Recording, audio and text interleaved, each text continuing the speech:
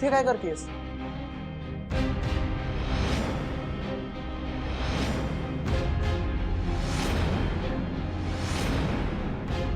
शिवानी, शिवानी का आलीस?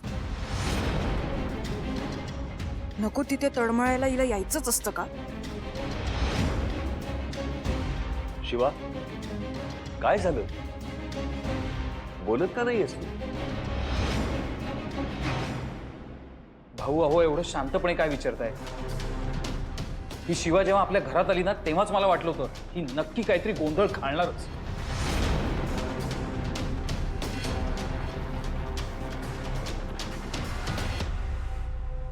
अरे मी तर केव्हापासून बोलत होते, माझं कोणी ऐकेल तेव्हा ना. काय ग, काय करतेस तू इथे? आमचं फॅमिली फंक्शन स्पॉइल करायला आली आहेस ना? ताई, मुद्दाम करतेस सगळे सगळं? आणि काय मिळतं तुला ही असती गुंडगिरी करून? पैसे देतं का तुला कोणी? कीर्ती थांब. शिवा, का आलीस तू इथे? बोल, काय बोलतेय मी? आशूने बोलवलंय का तुला?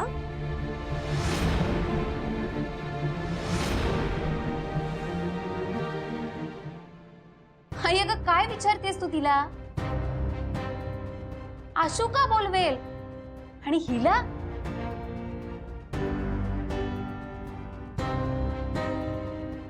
कोण लागते ही हिला बोलवायला?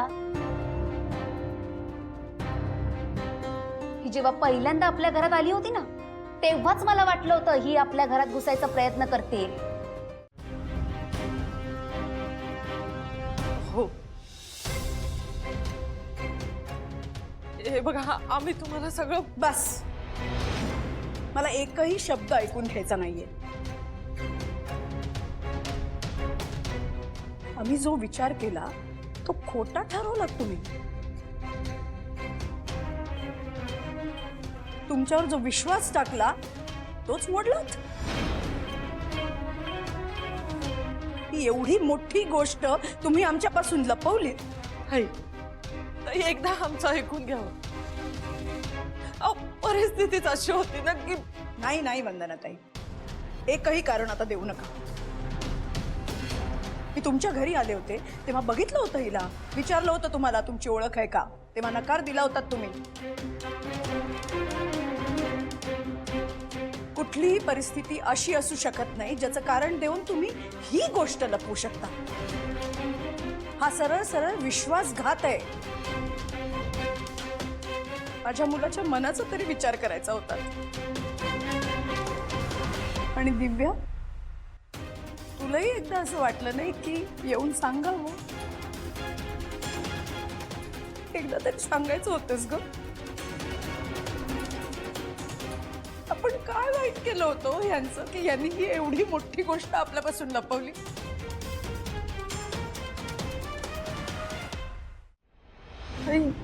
अयो हे सगळं. आत्ता काही बोलायचं नाही ना, गप्प बस. मी सांगितलं होतं ना आई तुला हे स्थळ आपल्यासाठी चांगलं नाहीये म्हणून, पण तुम्ही कोणी माझं ऐकलंच नाही.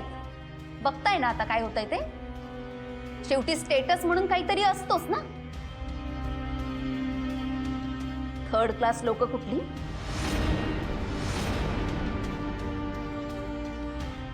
शेवटी जागा दाखवलीच. भाऊ, भाऊ तुम्ही तरी समजून घ्या हो.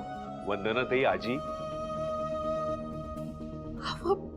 मला तुमच्याकडून ही अपेक्षा नव्हती.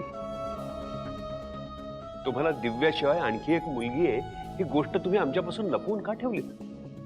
आणि खरं म्हणजे शिवा इतकी गुणी मुलगी आहे, चांगली मुलगी आहे. शिवा तुमची मुलगी आहे ही ओळख तुम्ही आमच्यापासून का लपवून ठेवलीत? मला खरंच कळत नाही की असं काय घडलं होतं की हे सगळं तुम्ही आमच्यापासून लपवून ठेवलं. वंदनाताई, शिवाला आम्ही आधीपासूनच ओळखतो. हो, तुम्ही हे आधीच आम्हाला सांगितलं असतं तर आम्ही काहीच आक्षेप घेतला नसता. नाही नाही नाही, मला जर आधी माहित असतं ना की ही ह्यांची मुलगी आहे तर मी हे नातं इथपर्यंत पोचूच दिलं नसतं.